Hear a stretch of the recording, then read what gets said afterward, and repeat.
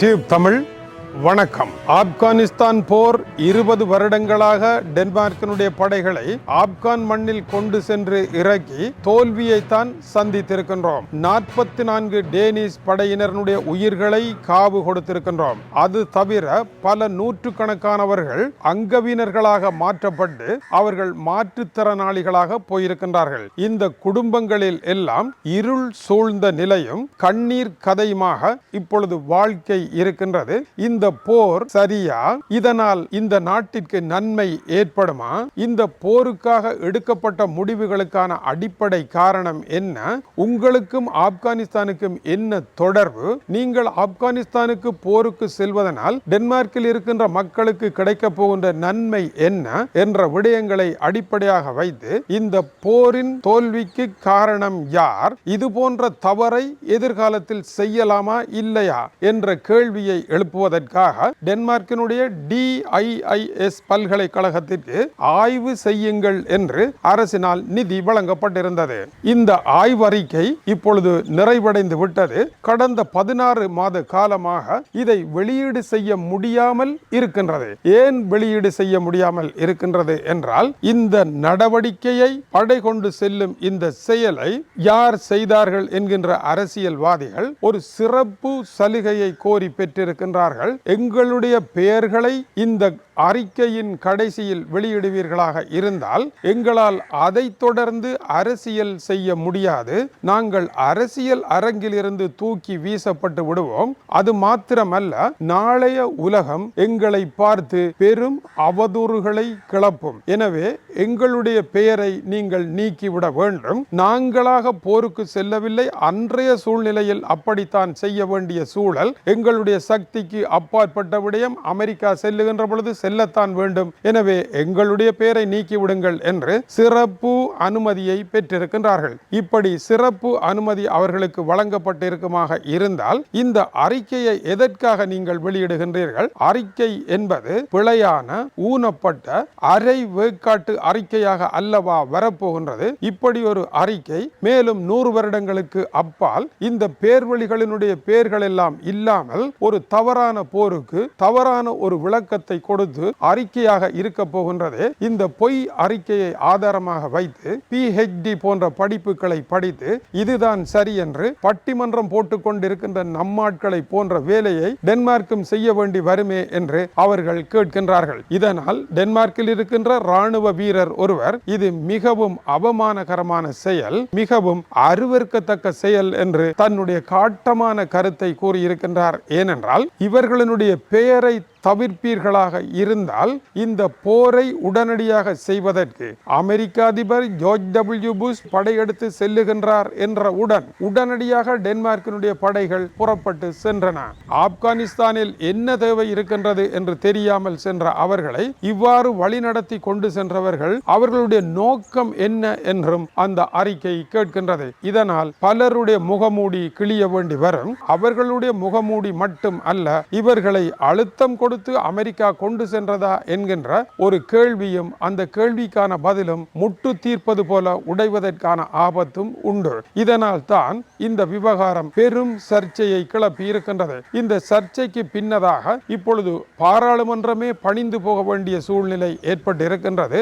நாங்கள் பாராளுமன்றத்தில் இதற்கான விவாதத்தை நடத்துகின்றோம் என்று இப்பொழுது பாராளுமன்றம் இணங்கி இருப்பதாக கூறப்படுகின்றது. பாராளுமன்றத்தில் விவாதத்தை நடத்துகின்ற பொழுது பெரும்பான்மை வாக்குகளினால் இதை பதிவு செய்யாமல் விடுவோம் என்று ஒரு தீர்மானத்தை எடுத்து பாராளுமன்றத்தின் தலையில் போட்டு தலைமுழுகிவிட முடியுமா என்றால் மக்கள் அதற்கு இணங்க மாட்டார்கள். மக்கள் மிகவும் விழிப்பாக இருக்கின்ற ஒரு நாடாக டென்மார்க் இருப்பதனால் பாராளுமன்றத்தினால் மக்களினுடைய காதில் பூச்சுற்றிவிட முடியாத ஒரு ஜனநாயகம் இருக்கின்றது. எனவே DIIS இந்த ஆய்வுக்கு பொறுப்பாக இருக்கின்ற தலைவர் பாராளுமன்றம் கூறிவிட்டது என்கின்ற தலைப்பின் கீழ் இவர்களுடைய பெயரை வெளிக்கொண்டு வருகின்ற பொழுது இவர்களினால் எதுவும் செய்ய முடியாத சூழல் வரும். இந்த பிரச்சனை தொடர்பாக 2 பெரும் ஆக்கங்கள் இன்று வெளியாகி இருக்கின்றன. இந்த 2 ஆக்கங்களையும் ஆழமாக படித்து நோக்குகின்ற பொழுது ஓர் உண்மை தெரிகின்றது.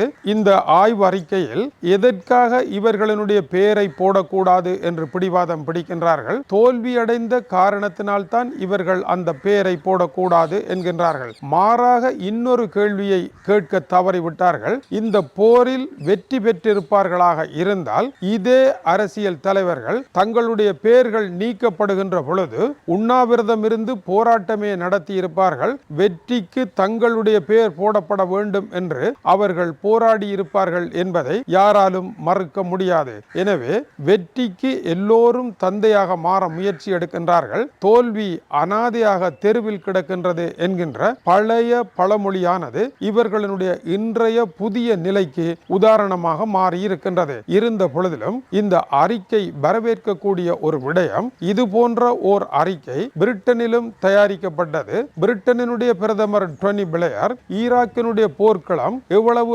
ஆபத்தானது என்று தெரியாது. உடனடியாக ஜார்ஜ் டபிள்யூ புஷ் படையெடுத்து சென்ற பொழுது தானும் சென்றார். எதற்காக நீங்கள் போருக்கு சென்றீர்கள்? பிரிட்டனுக்கு என்ன அவசரம் இருக்கின்றது என்ற கேள்விக்கு டோனி பிளேயர் கொடுத்த பதில், அமெரிக்கா என்கின்ற நாடு ஓர் இளைய நாடு. அந்த நாடு இப்பொழுதுதான், உதாரணமாக அடுத்த 4ஆம் திகதி தான் 250 வருடங்கள் அது சுதந்திரமடைந்த காலமாக இருக்கின்றது. பெரும் அரசியல் நாகரிகம் அவர்களுக்கு தெரியாது. அவர்களை இப்படி விட்டோமாக இருந்தால் அவர்கள் கால்போன போக்கில் போக தொடங்கி விடுவார்கள். அவர்களை கட்டுப்படுத்த முடியாது. அவர்களுக்கு சுதந்திரத்தை வழங்கியதே பிரிட்டன் தான். எனவே அந்த மாட்டிற்கு மூக்கணாங்கயிறு போட வேண்டுமாக இருந்தால் பிரிட்டன் படைகளை இறக்கத்தான் வேண்டும் என்று டோனி பிளேயர் கூறியிருந்தார். இந்த கருத்து சரியானதா தவறானதா என்பது தெரியவில்லை. ஆனால் ஈராக்கில் அணு ஆயுதமோ நச்சு ஆயுதமோ எதுவுமே கண்டுபிடிக்கப்படவும் இல்லை. அந்த போர் தோல்வியான ஒரு போராகவும் பெருந்தொகையானவர்களுடைய மரணத்திற்கு காரணமாகவும் அமைந்தது. அதுபோலத்தான் ஆப்கானிஸ்தானிலும் போர் தோல்வியாக முடிந்தது.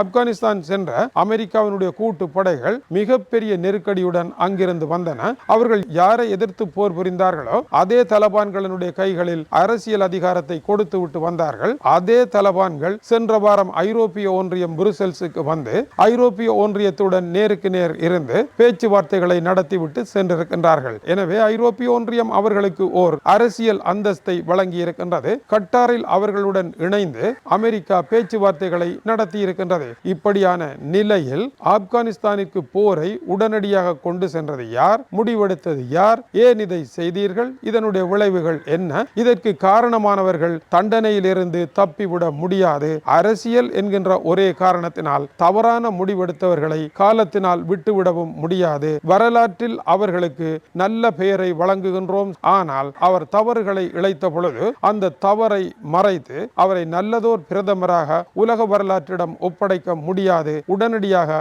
அனைவருடைய பெயர்களும் இழுத்து விடப்பட வேண்டும் என்று கூறப்பட்டிருக்கின்றது. இது டென்மார்க்கிற்கு மட்டுமா பொருத்தம்? இல்லை. போரில் தோல்வியடைந்த அனைவரும். ஏன் தோல்வியடைந்தோம்? இதற்கான காரணம் என்ன? இதற்கு பின்னணியில் இருந்தது யார்? இந்த தோல்விக்கான வியூகங்களை வகுத்தது யார் என்பதை ஆய்வு செய்து அந்த ஆய்வறிக்கையை வெளியிடாவிட்டால் மீண்டும் ஒரு தோல்வியை சந்திக்க நேரிடும் என்பதனால் தான் இது போன்ற அறிக்கைகள் தயாரிக்கப்படுகின்றன என்பது இதற்கான சிறப்பு விளக்கமாகவும் இருக்கின்றது. தொடர்ந்து இணைந்திருங்கள். இது போன்ற மேலும் கிடைத்தற்கு அரிய முக்கியமான செய்திகளை எல்லாம் அறிவியல் உலகம் கற்று மேன்மை அடைய வேண்டும் என்கின்ற உயரிய நோக்கத்துடன் உங்களுக்காக உழைத்துக் கொண்டிருக்கின்றோம். இது டியூப் தமிழினுடைய உலக செய்திகளுக்காக இலங்கை வடபுலம் யாழ்ப்பாணத்திலிருந்து கீசே துறை. வணக்கம் உறவுகளே.